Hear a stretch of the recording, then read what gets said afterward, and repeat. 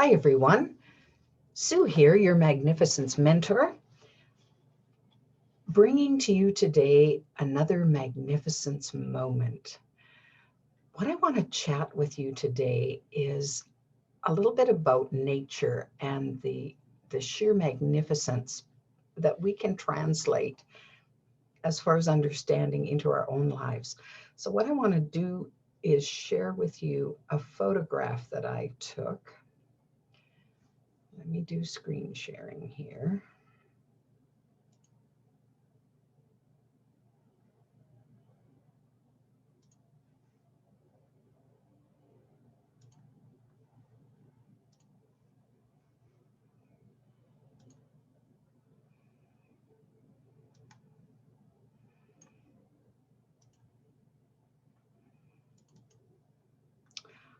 Here we are. This beautiful photo I took, I think it was about 2 years ago when I was in California.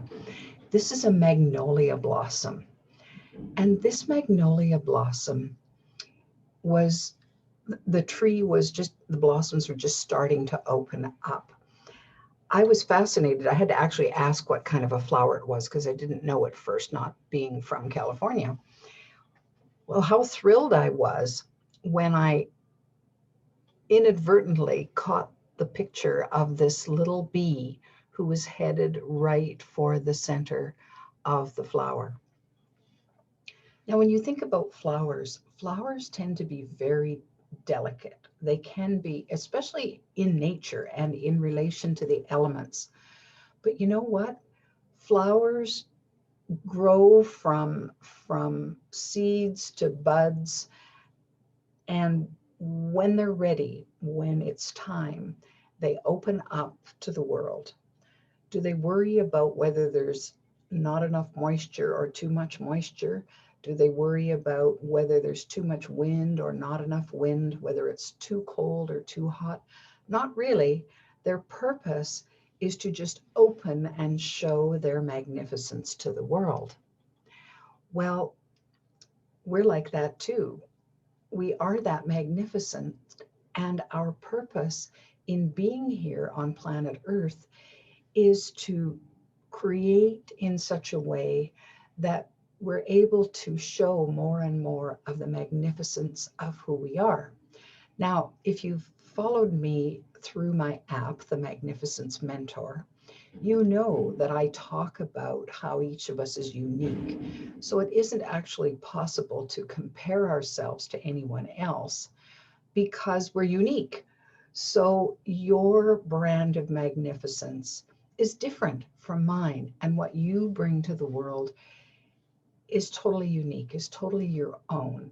And each of us has this opportunity to share that magnificence. Now, if we look for a moment and think about the actions of this busy little bee who's making a beeline, right, for the center of this flower. Why? Well, the bee's purpose is to make sure that it fills itself up with enough nectar from that flower so that it can go back to the hive to help support the rest of the beehive, any of the little embryo bees that are there and so on. Well, it's an interesting synergy because if you remember from your nature classes in school, when the bee digs down for the nectar, it also gets amongst the pollen from the flower, which is necessary to fertilize other flowers. So the pollen, which is kind of sticky and dusty, just coats the bee's wings and part of the bee's body and so on, so that when, in fact, the bee flies back to the hive, then the pollen is distributed into the atmosphere so that it can do its job to support the growth of more flowers. Well, it's a beautiful symbiotic way of making life happen. And of course, the beauty for us as beings in human form is that we have these people around us who can help us do that, who, if they're willing to open up to us and we can engage with them in a lovely way, then they nurture us as we nurture them. And then we can go off and do whatever we need to do. So the fruits of our labor can show themselves because of the previous nurturing that we got from some other flower in human form. So I think it's a pretty spectacular way.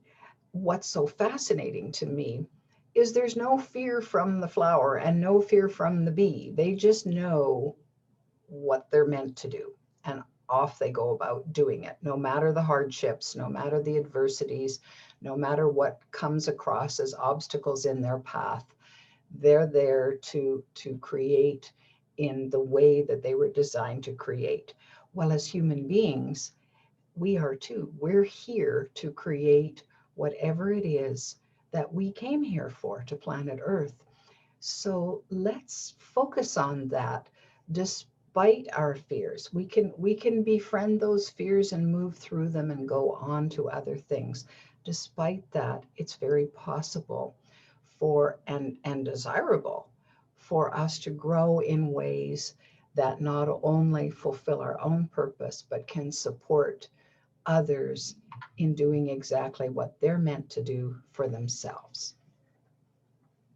So there's my lovely picture. I have it framed and hung on my wall, and I'm able to enjoy it every day. And isn't it funny how we look at pictures sometimes and we appreciate the beauty of them.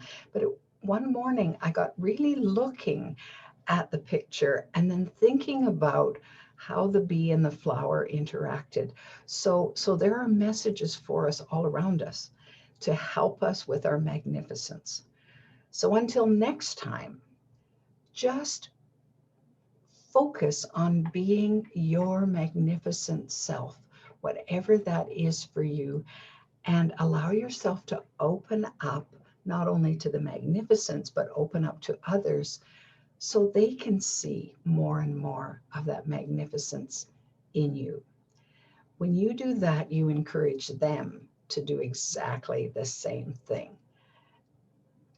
I'm sure they're as fearful as you are in opening up, but give it a try. And I think you'll find that other people open up just like flowers, and then you can nurture each other. Have a magnificent day, my magnificent friends, and we'll see you next time.